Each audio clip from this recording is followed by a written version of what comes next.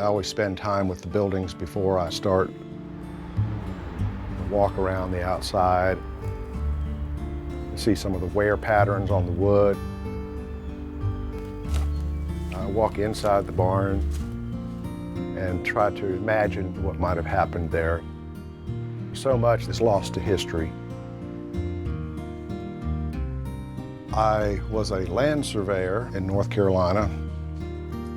Oftentimes, a developer would purchase an old farm.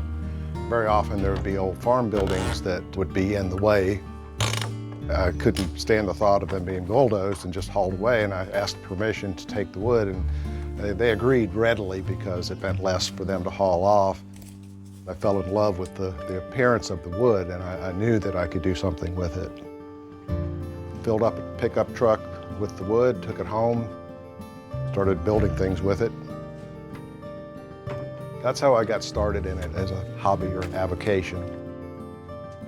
I get calls from people all over the state, offer me their barns if I'll just reuse them. That's why I call myself Reinbarnation. You let the wood live, so to speak, really in a new life.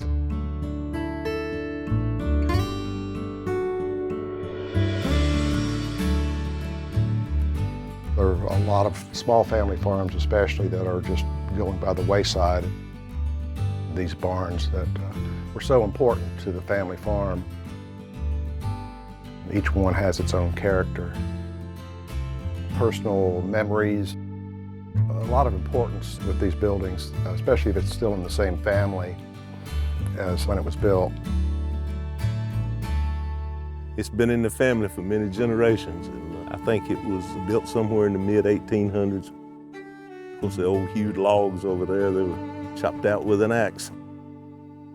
And it was my great-grandfather that put it up, and of course there was mules and cows. This was a thriving farm back then.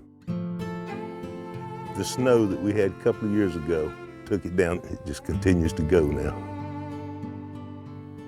Everything that I'll make out of this wood, I'll give credit to your barn so people will know where it came from and know a little bit about the history of it. That's encouraging.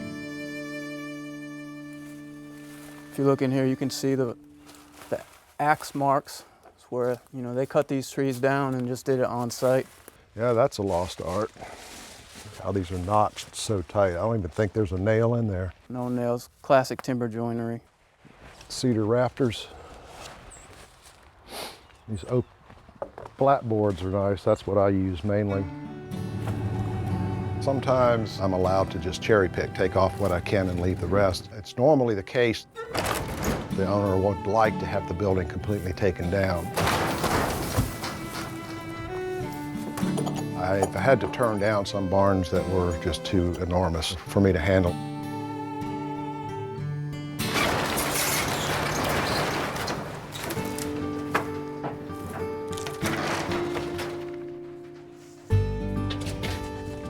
Part of the archaeology, if you will, of what I do, I always save a lot of the old hardware.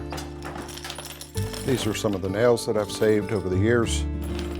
So I will straighten them and then cut them to create a nail to my specifications. I find all kinds of things, rusty chains, buckles from old horse harnesses. And when I'm working on a piece, sometimes I'll just dump out boxes of this stuff and search through something that will work with the theme design of what I'm making.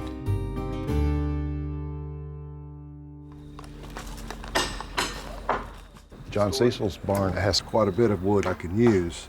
It's fairly straight, it's got good weathering on it.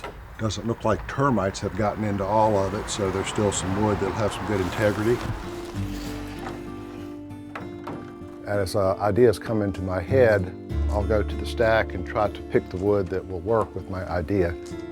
Often it works in reverse order, where I'll spot a really unique piece of wood, and I'll imagine how it could be turned into something and let the wood sort of lead the way. Well, this is a piece of pine from the exterior of a barn in southern Orange County, and it's very wide. And this is an indication that it was cut from probably a local old tree. Just gorgeous wood, pretty knothole there too.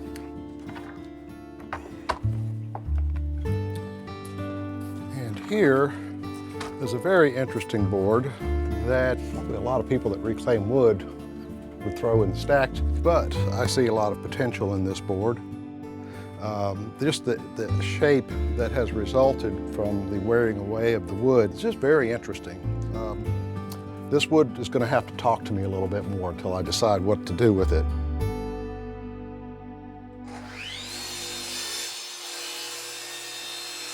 I have to visualize and see beyond what's on the surface.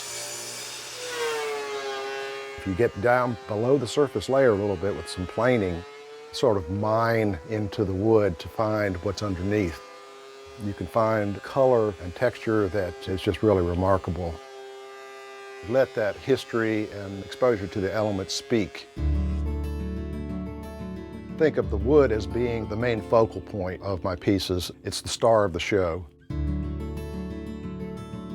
It's an art form that can really be a conversation starter, as well as a philosophical statement of sustainability and reuse, things that have been thrown away.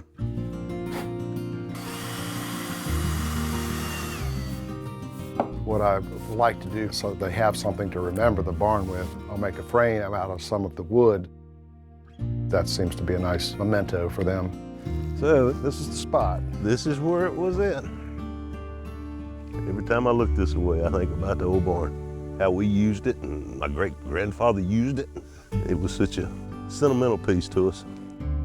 Got this little remembrance for you allowing me to recycle the wood, let it live on in another form. That's beautiful. I do appreciate it, Roger. We're gonna hang it in the family room. This is a way to not only reuse those materials and to stay connected to our ancestors who lived on this land and to a part of the past that is rapidly going away.